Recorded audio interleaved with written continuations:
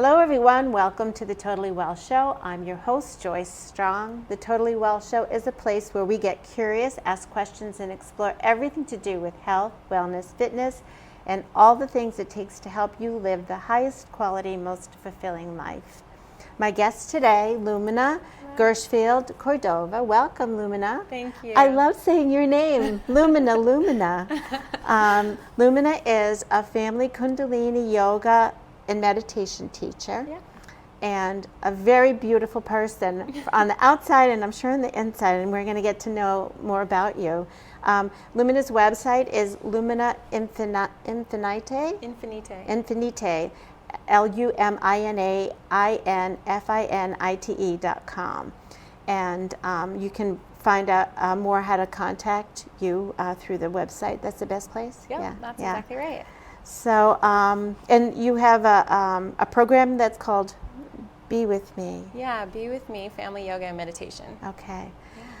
So, where did you come from? I know you live in Somerville now, so we have the Somerville connection because you know I'm from Somerville. Yeah, that's so great. But you came from the West Coast. Yeah, I was born in Los Angeles. Yeah. So I was born in Los Angeles, and then I moved to Washington State, so Washington and Oregon, near Portland, Oregon, so the Pacific Northwest. Yeah. So I grew up out in it feels like a different world. Yeah. The East Coast feels sometimes like a different country from the West Coast. So I was with like a lot of trees and forest and open space, and now I live in Somerville, which is very dense. 4 square miles. Yeah, urban. Yeah. At we one live point, on Beacon Street, which is At one point, Somerville, when I was a kid, was the densest city in the country. I think it's up there. It's definitely up there. It was number one when I was a kid. Yeah. It might still hold that place. I'd have to check the stat, but it's very dense. There's very little open space, so it's a completely different environment than I grew up in. Yeah. My children, when we were young, they adopted the word yarden because my garden was my yard, and they made it into one word, go out in the yard. Yeah, and we don't even have any open space on our property. We live in a condo, so we actually just got a spot in the community garden down the street, which is part of Lincoln Park. Yeah. So it's like 3 feet by 5 feet, and we're so excited because we get to plant seeds, and my daughter's growing pollinator zinnias. And oh, that's wonderful. Yeah, it's a very interesting part of our life to be understanding how to raise kids in an urban environment, because my husband's from Lima, Peru. Okay. But the outskirts where it was very rural as well. So we both grew up on the west coast of 2 different continents in a lot of open space, and so parenting in an urban environment, I think, actually led to the work that I do, just trying to help calm down like the pace of life when you're living in a really busy place. How old were you when you came here? When I moved to Somerville, I was 30. I had just turned 30. So you spent a good part of your life on the West Coast. I lived on the West Coast until I was 26. Yeah. Then I had a jaunt living in Asia. So I moved after I finished graduate school, I went and lived in Seoul, Korea. Oh, wow. And I taught English and art and preschool there. And I traveled all over Asia. And I intended to only be there for a year, but I ended up staying for 3 years.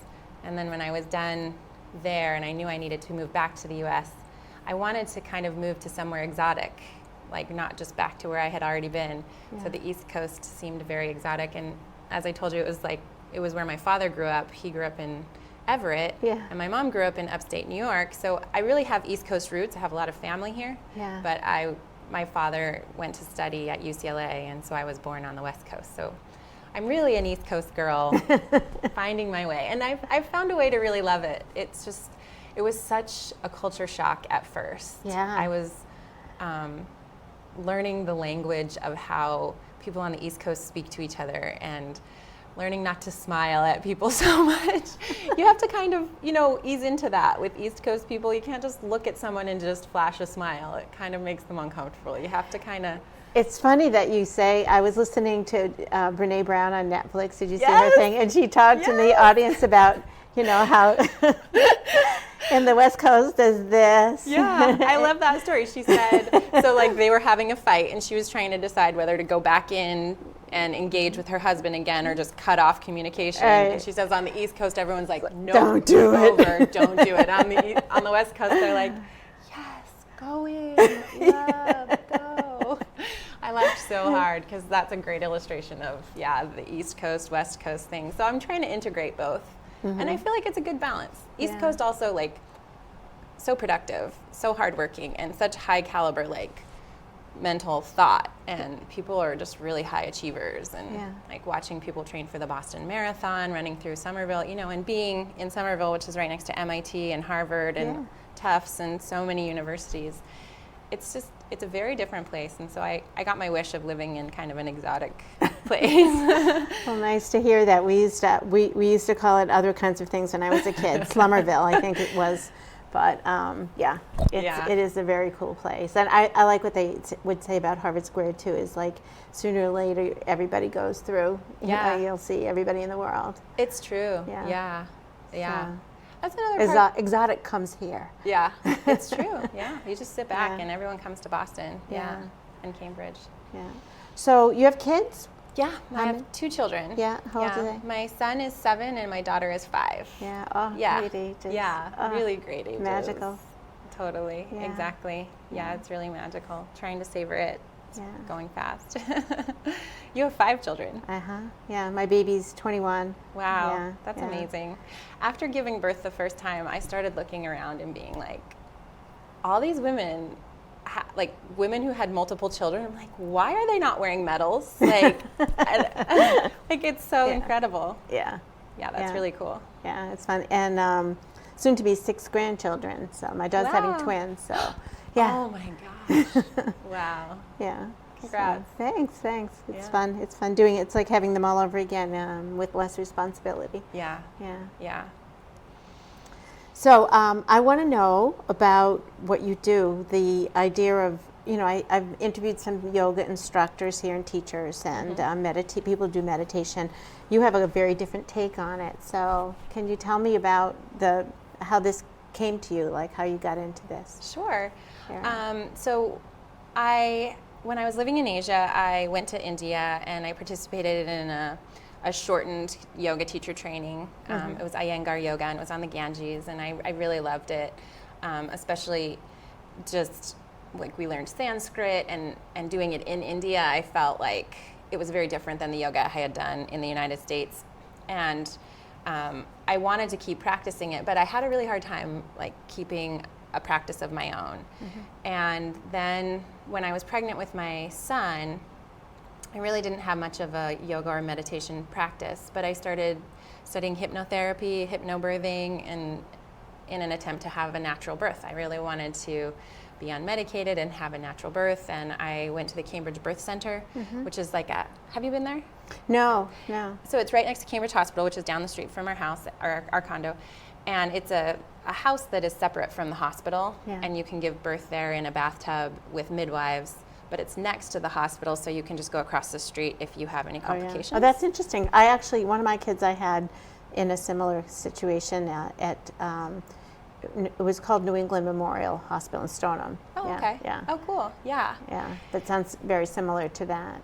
Yeah. It's still blowing my mind that you had 5 births. It's amazing. Wow. And they were most of them, except for the last one with midwives. The last one, they didn't have a midwife available, but very easy birth, You're good at it. That's one of your talents. One of my superpowers is giving birth. That's a good one. If I could sign up for any, I think I have I had a pretty good experience. I was able to have a vaginal birth with my son, but we did transfer from the birth center over to the hospital, and I did end up having an epidural, and it was just something that I understood about my body. I was really having a panic attack, and I really needed something to help me relax. But the midwife came in and told my husband, she's been laboring for so long, we really are thinking about a cesarean. And he said, okay, I need to check in with her.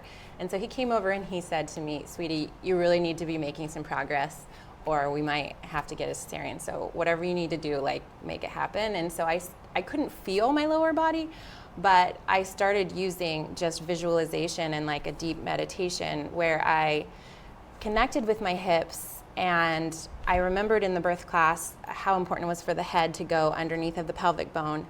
And I had practiced that over and over with a doll and a fake pelvic bone that they gave you in the class, and I just practiced it because I knew that was like a crucial crux of the process. Yeah. And so I visualized it. I went inside and I visualized it, and I visualized wiggling my hips and asking the baby to just make that move. Yeah. And a few minutes later, like whatever was beeping on the screen, they said, okay, we're making progress. And the midwife came in, she's like, great, whatever you're doing, keep going. We're gonna be able to deliver vaginally. And so that, I think, really woke me up to like just how powerful that could be. Meditation, being in touch with my body was really important for me as a mother. Yeah. I had a history of trauma as a child, and so I was really nervous about being a mother. And so I think motherhood and yoga and meditation are really connected for me. It was a time where I think we all feel called to like the next level of our capacity as a human being, right? And I wanted to just really be healthy and give my children a really healthy place to live. But I had pain from before, and like trauma from childhood that was resurfacing, that the being a mother was triggering. And so yoga and meditation helped me in motherhood, and then I saw it helping my partner as a father, and I saw it helping my children as they were growing into their bodies. And so I was teaching Kundalini Yoga and meditation in classes at a studio where I was trained, and then the studio closed and the owner moved to Vermont, and so I was traveling to different places to teach. People really liked what I was teaching, but I realized that creating an online program would really allow families to not have to schlep everyone to a studio and deal with bathrooms and strollers and snacks and nap time, but they could do it at their own pace, in their own way. And so we created an online program with videos with our children. So my son was 6 and my daughter was 4 at the time last year when we recorded. So we recorded these videos of what we do at home for our practice so that we could share it with more families.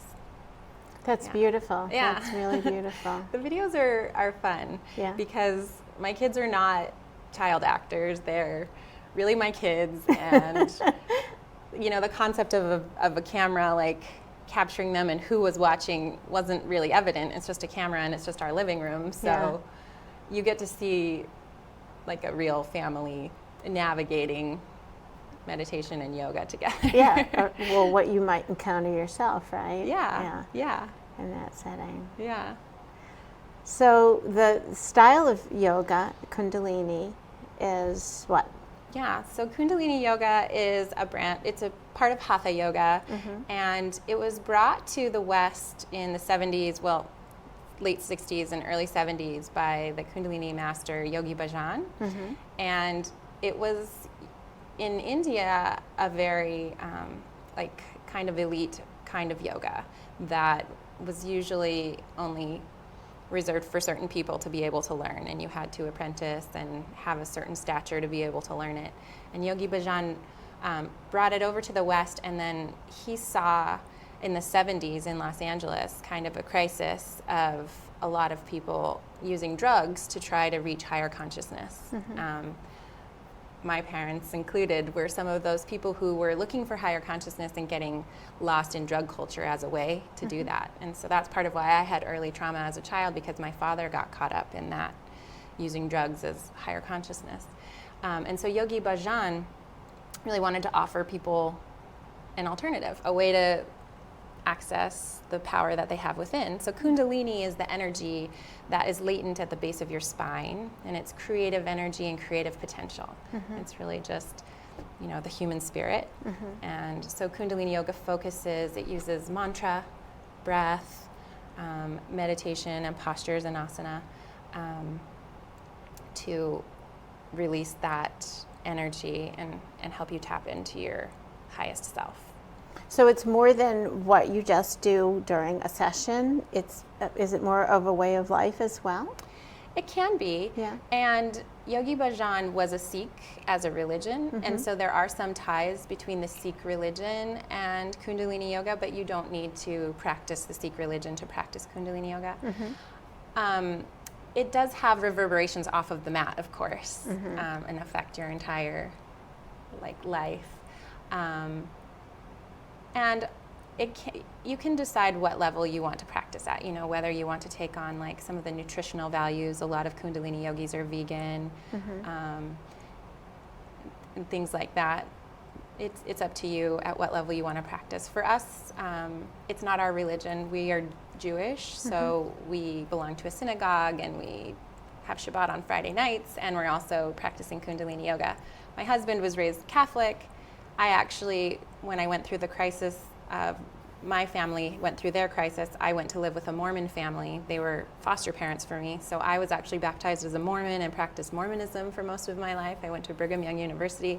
So we have this melding of many world religions within our family. And Kundalini Yoga is a way for us to really nurture our spirits and also kind of regulate our nervous systems and find an equilibrium. Yeah. Wow, that's such interesting and valuable points of reference or perspectives to be able to, not many people can hold that many different to actually kind of shift from one world to another, one way of thinking.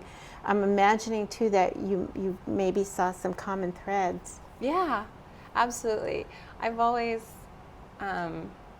felt just very attracted to religion in general, and as a child, even though I lived in a Mormon home, I knew that I had Jewish parents and Jewish family, so I think I was aware of those two religions. But then there was a Christian family that lived down the street, and they had this Bible study on Tuesdays that was free, so I think we just went for childcare.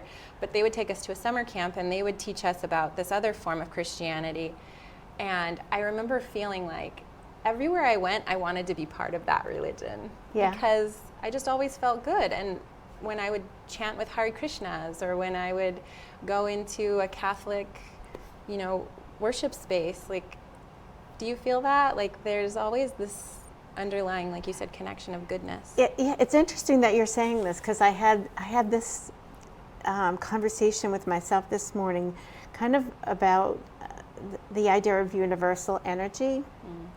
And I'm hearing a lot of talk that feels about the universe will provide, that kind of thing, and your belief system and feeling. But it feels a lot like religion. I grew up Catholic, but it feels a lot like what religion does for us. We're, kind of getting out of our head space and seeing a connection in people. And so it just feels like, we're talking about the same thing, just different words, different languages. 100%. But those threads seem very common. So Yeah. And traveling, I think, especially in India, I saw that. I really loved how when I was in India, it seemed like a different kind of worship space on every corner.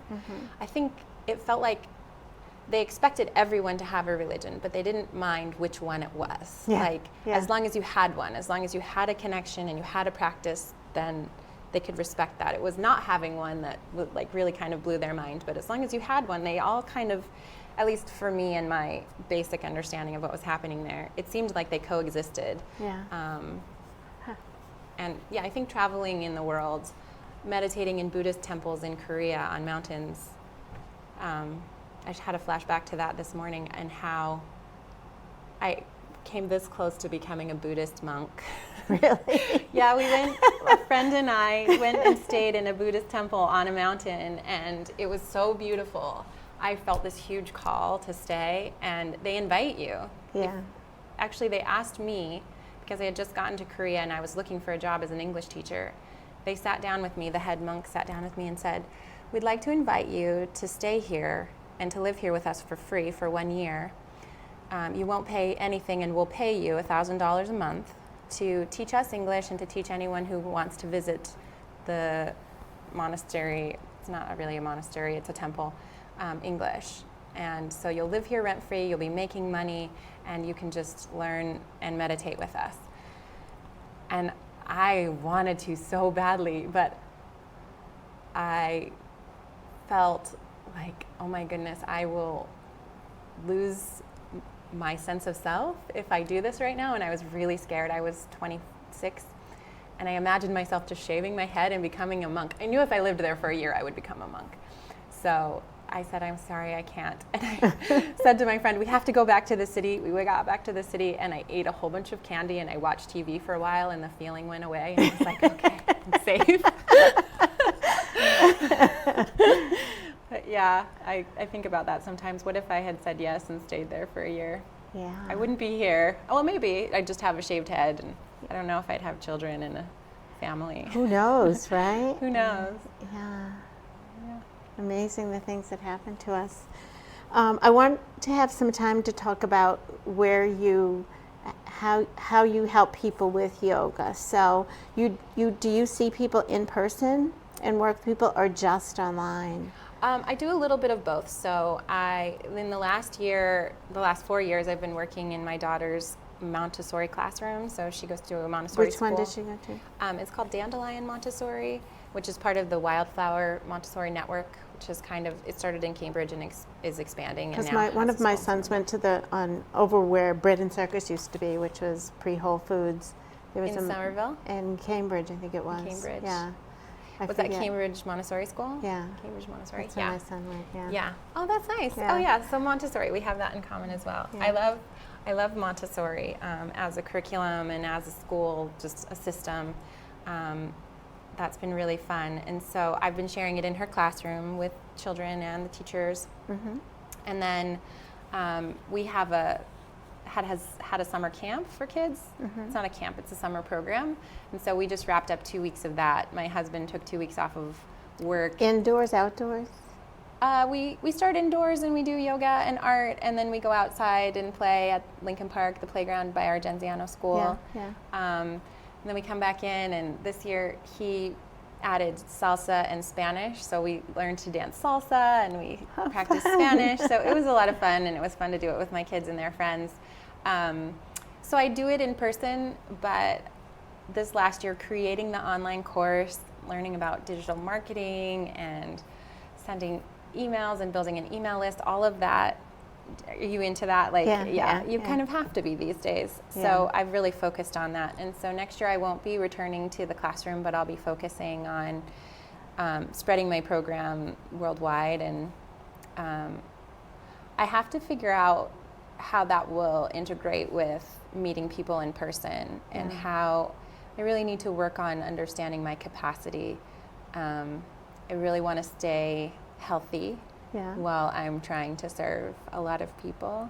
And that with young children, each year is different. And so understanding what it'll be like now that Shalom's in kindergarten and how much I can go and teach classes live and do these classes online and stay healthy and take care of myself and take care of our parents and all of the things. So I'm not sure how much live teaching I'll be doing this year.